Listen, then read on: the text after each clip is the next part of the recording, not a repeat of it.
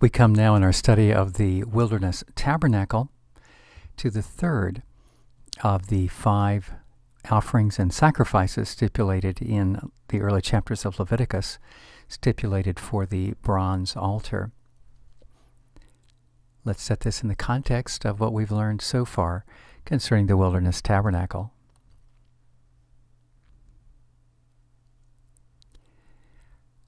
By now you're becoming familiar with the fact that we have textual basis for understanding that God's intent in establishing this tabernacle was not a place for religious ceremony to happen alone, but for engaging God's presence.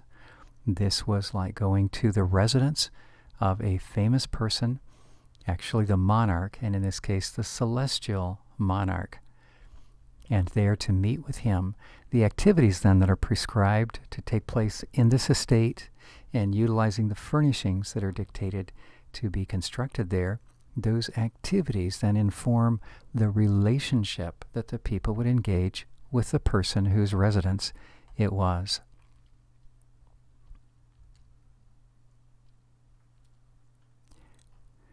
From the outer perimeter, we're reminded of the privilege as we first begin to approach God, the privilege to be invited to his estate and to enjoy not only the beauty of the surroundings, but the encounter with him and the gift of his undivided attention, to which we want to respond with our attention, undivided, and with the respect and appreciation commensurate with being entitled to enjoy his presence. In the basin, we find he as host inviting us to be refreshed, and we accepting the gift of that refreshment, and also coming in a fashion that's expressing respect to him for the significant person that he is and the beauty of the surroundings into which he invites us. He is host, we are not. We are guests.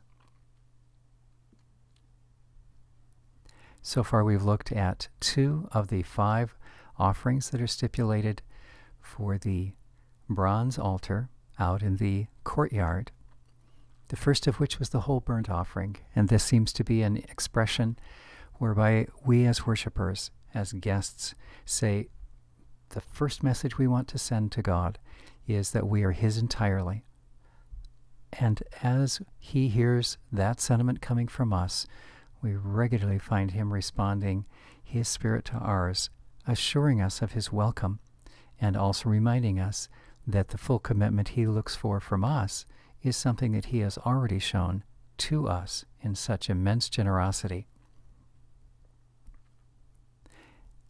After devoting ourselves wholly to him, then the second lesson of conversation, which the Levitical sequence of offerings and sacrifice instructs us in, is the lesson of gratitude, so that the routine gifts that come our way, whether health, monetary supply, enjoyment of friends, and overarching all of this is the benevolence and presence of a loving and powerful God in our lives. Acknowledging these gifts, realizing they come from him, coming back to him, much as the lepers that Jesus healed, 1 of the 10 came back to him and said, "Thank you." It's a sign of a mature relationship with God. That brings us then to the third offering, which goes by the titles either peace or fellowship offering. In Hebrew, shalomim. Principally, it's found in Leviticus chapter 3. The process that's involved with the peace offering is that a portion of an animal, it would typically involve an animal, a portion of it would be burned, and the rest would be boiled and shared among the priests.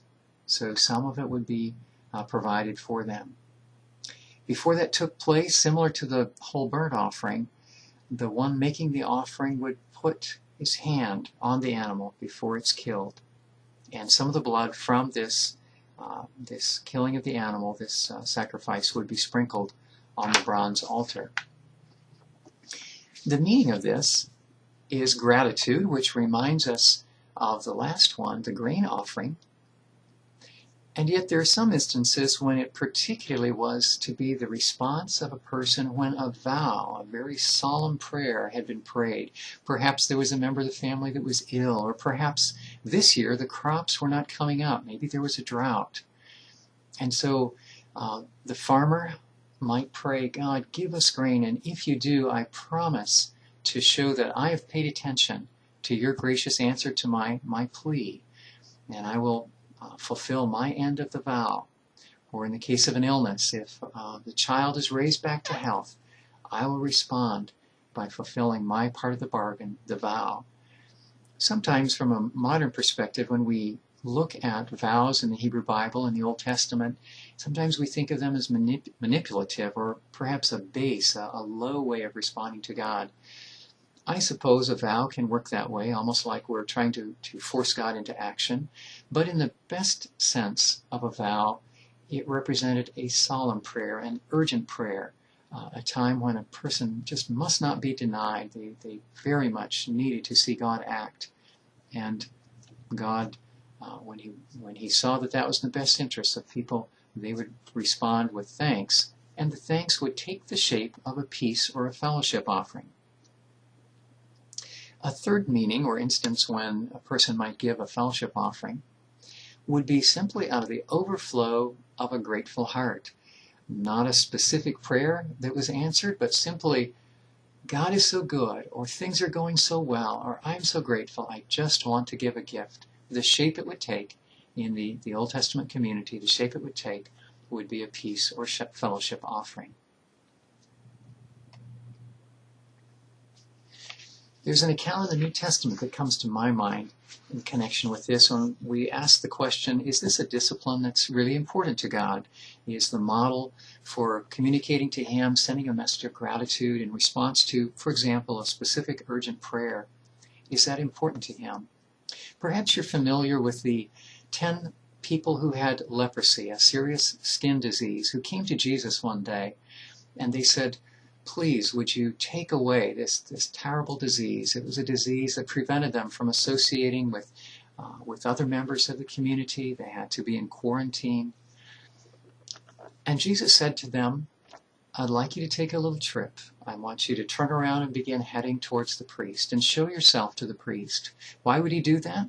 Well, it was instructions right within the Pentateuch that said, the priest is the one who has the ability to determine, the authority to determine if someone has been cleansed, healed from leprosy, so they could be pronounced clean and consequently qualified to re-enter human community. Now, Jesus didn't heal them first. When they first made their steps towards the priest, an act of obedience, they were just as sick as they were when they first met Jesus. But along the way, they discovered that a miracle was taking place, and they were clean. They were healed. I wonder if you remember what happened next. Out of those 10, one turned back. Instead of finishing the assigned route and going to the priest, he made a detour. He made his way back to Jesus. He was so grateful for the miracle of health that Jesus had given him that he came back and told him thanks. Presumably he made his way to the priest after that. What I'm interested in is how Jesus responded. When that individual came back, Jesus asked him a question. Do you remember what it was? He asked him, were there not 10? And where are the other 9? That tells me that God even today considers gratitude an important part of our relationship with Him. And when it's missing, it indicates a serious immaturity on my part. The third in the series of sacrifices and offerings can be a checkpoint to remind me to build the discipline of gratitude. It matters to God, and I believe the reason it matters to Him is because it's important for my health. He's looking out for what's best for us in our relationship with Him. To recap what we've seen here, it appears that the peace offering was aimed at training the people to respond after a particular petition was granted, to respond to that answer that provision from God, by noticing that he had done it and then circling back to him and thanking God for that specific supply. We can imagine, as with the grain offering, God noticing this mature and appreciative dimension in our relationship with him, affirming that he's glad to help and he's glad that we notice that he has answered us. The remaining 2 of the 5 sacrifices and offerings indicated in Leviticus 1 through 5 deal not so much with savory or aromatic offerings as were these first 3. The last 2 deal not so much with good news, but rather repairing a problem, repairing a sin and guilt problem.